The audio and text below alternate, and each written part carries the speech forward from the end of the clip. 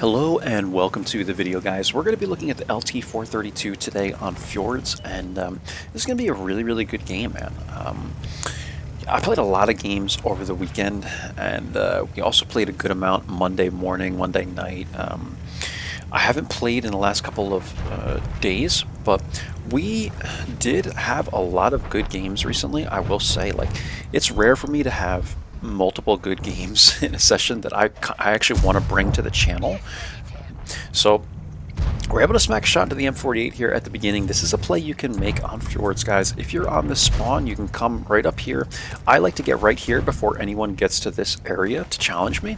And you can get side shots going at people that are trying to push the hill, that are trying to push this middle line here. You might even get a shot, if you're lucky, at a heavy that kind of goes the wrong direction and then tries to cut back and go to the south, right? So we're here, we take a shot, I think it was at the Borsk if I recall correctly. We got one into them, we're not spotted. You can knock these trees, start using them as soft cover, I guess we'll call it. Use them as soft cover, and you're gonna go solid tree here and just back up, make sure the bush is solid, and you're good to go, right? Like, even the Borsk is not going to spot me at this range. I think the boars do have decent view range, but with a 38% concealment plus a solid bush here, unless he's running CVS, it's just not going to happen, right? I'm going to be at like 80%, which I think is the max concealment value, and he'll never light me here when I fire. So even 90 appears behind me. I'm noticing this immediately. I load an HE immediately. I smack this guy and I run before the E5 can get a shot into me here. I'm gonna run around now, and now I'm trying to figure out, like, dude, where am I safe? Because when you get lit here, it becomes very challenging.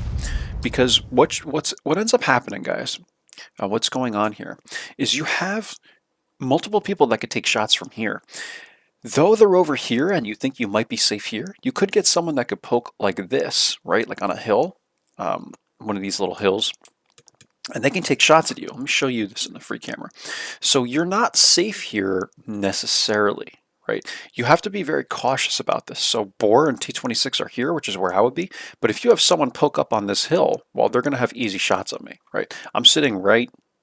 You can't really see me now. I guess I went out of render range or whatever the heck, because I'm right here, right? If you are sitting right here, I mean, anywhere in this area, you're going to have shots, right?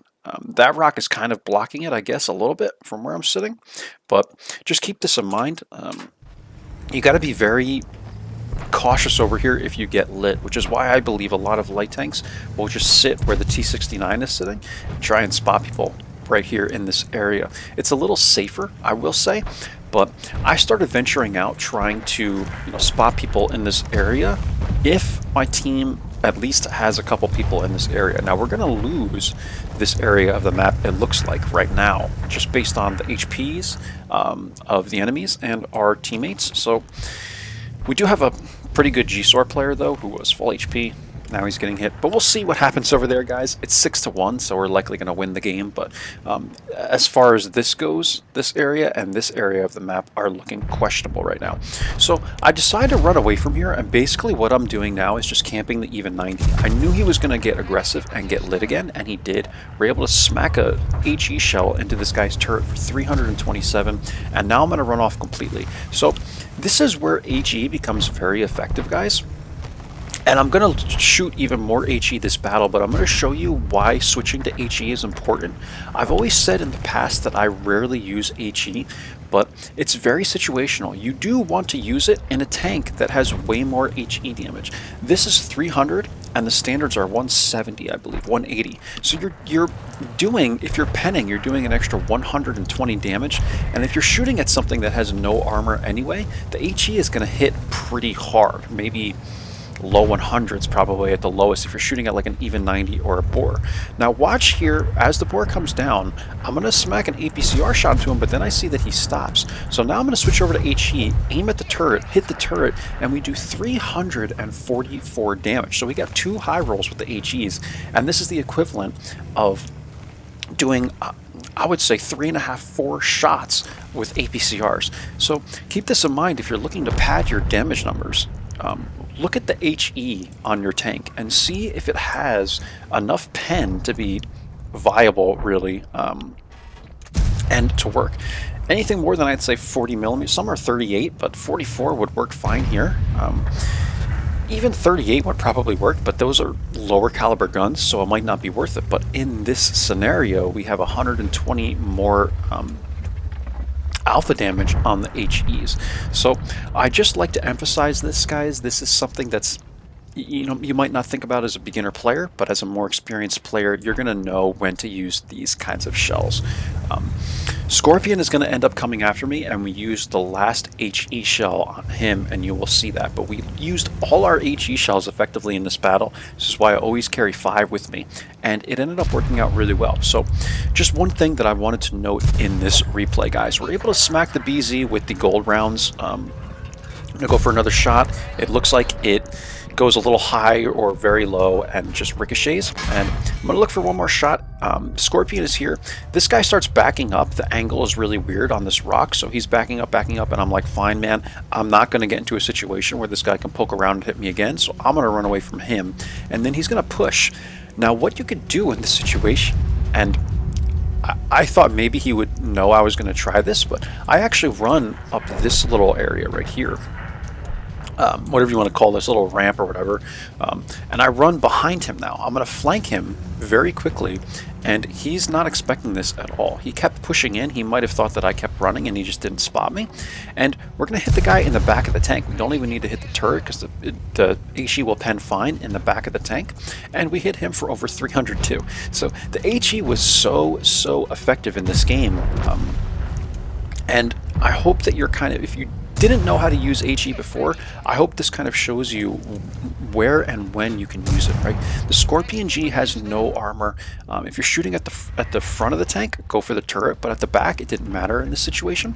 We're able to beat this guy to the punch,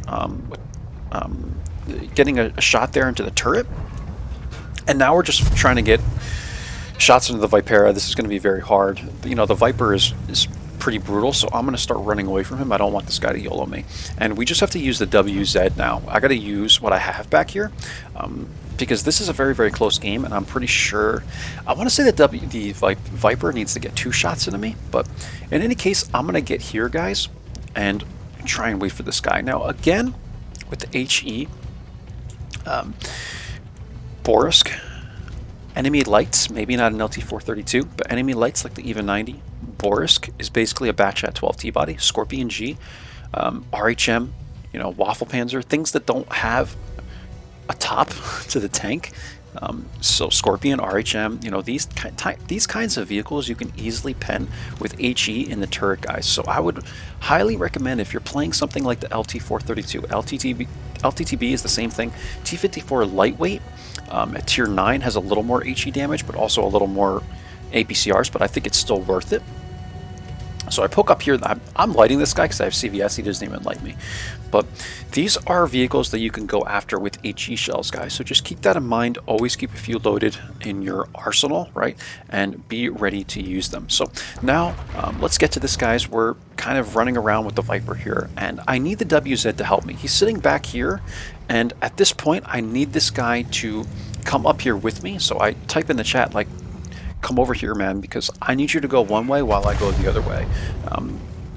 It's the only way it's going to work in this situation. Like I said, come here, man. Like, I need your help. Like, I can't. This guy isn't going to push because he knows where you're sitting, right? He knows the WZ is sitting in this area, so he's not going to push around this way, right? He's not going to do it. Like, if he does, he's going to do it in a very slick manner and try and get a shot just into me without getting hit by the WZ. So I need this guy to move up and start being aggressive at this point. I know it's a little awkward in a WZ 120, and then he appears right here. But this is fine. Even if the WZ died here, at least it gives me an opportunity to now flank this guy. Like, you have to do this, right? You have to use your teammate in order to make this work. I know I could take maybe one shot from this guy, but the Viper, like, very difficult tank to go after frontally, because it can turn its turret pretty well, right? Like, see how far he can turn his turret? So you don't want to take 2 from this guy. He has a clip, and it's just the way this tank is, right? But anyway, we're able to get the cleanup kill on this guy, and now we can go after the Arty, and that's going to be the game, guys. So we're going after the Arty. I think I missed like 2 shots on him, right? We missed one there, and then I come up to this guy, hit him here. I dive into the water, and then he's trying to back up. So now I kind of have to go in front of his gun, which is really dumb, but I do it. I don't know if he can shoot because he's in the water, and then I missed that shot there. So this is just rookie stuff happening right here. I'm going to ram him for 66, so I only need to hit him one more time, and I get it, guys. And now I'm just going to go take a dip into the water myself. This was a 10,000 WNA game. Mark went up, and yeah, 2979 damage, 3 kills, 391 assists, guys. So we did a lot of damage in this game. It's not always about spotting. Sometimes you need to do damage in order to pull out a win, and it's just, there's no way of describing it to you when you need to do that, and when you don't, you'll just know. Right? If you play enough light tanks, you're going to know, like, I need to start using my gun if we're going to win this game. And that's what I had to do. We used the HE very effectively, guys, and we were able to get a win here. Keep in mind, it was 6-1 at one point. Game was looking like it was going to be a W easily, and it wasn't. We really had to work hard for it, but we did get it here. So I'll leave this open for the thumbnail, and let's take a look at the end plates real quick, guys. So this was a first class game, 2979 damage. We did get 3 kills here. We got 6 module damage. I'm always running this vehicle with CVS, optics, and modified configuration. This is very, very important, guys. I say this in every video. Make sure with the LT-432, make sure you're running modified configuration on this thing, because it's a matchbox. Since running modified configuration, I haven't been lit on fire once in this vehicle. As far as I'm aware, I don't remember ever being lit on fire in this vehicle anymore. So I do have 789 battles in this vehicle, by the way, 53% win rate, and we're averaging a little over 1200 damage. Just something I like to note in every video. And yeah, look at this, guys. We're top by damage, top by experience on our team. So 3 kills, we're top by everything, really, and we were able to pull this win off. I'm very happy WZ was able to, accompany me here with cleaning up the Viper, and we made it work. So even if it's a little sloppy sometimes, it all works out in the end. And yeah, we were able to bring home the W. So that's what's important. We made 108K and then added some to the credit reserve. So I always like having premium because of the credit reserve. I think this is just another way for Wargaming to sell premium, but whatever. Pretty long battle. And yeah, we fired a lot of shots, guys. We had to do it. 3K damage, and that's what we had to do. So again, depending on the situation, you might have to start doing a lot of damage. This wasn't a spotting game with just the way my positioning was and the way the enemies were kind of, flocking in. Like, every situation's different. No battle is ever the same. You will run into similar situations. I remember saying this to someone in a comment on YouTube. No game is the same. You will find yourself in a lot of familiar situations, and that's where experience comes into play, but no game has ever been the same. You're always going to be dealing with different tanks that might do different things. Again, very similar, familiar situations, but nothing is ever the same in any game. I've played 25,000 battles. There are streamers out there that have played over 100,000 battles, and they'll tell you the same thing. No game has ever been identical to another. So keep this in mind, guys. Sometimes you got to learn to adjust in order to pull out a win. So tons of damage in this one, guys. Hope you enjoyed. I will catch you for the next one. I hope you learned something. I'm starting to say this now because I want to be teaching you guys things. If you're not learning much, then, well, my videos are probably not helping you that much to begin with, but I hope you were learning things, guys. I am learning as I'm going along as well, even after 25, 30,000 battles. And that's it. Hope you all are doing well, by the way, and I'll catch you for the next one. Take care. Bye-bye now.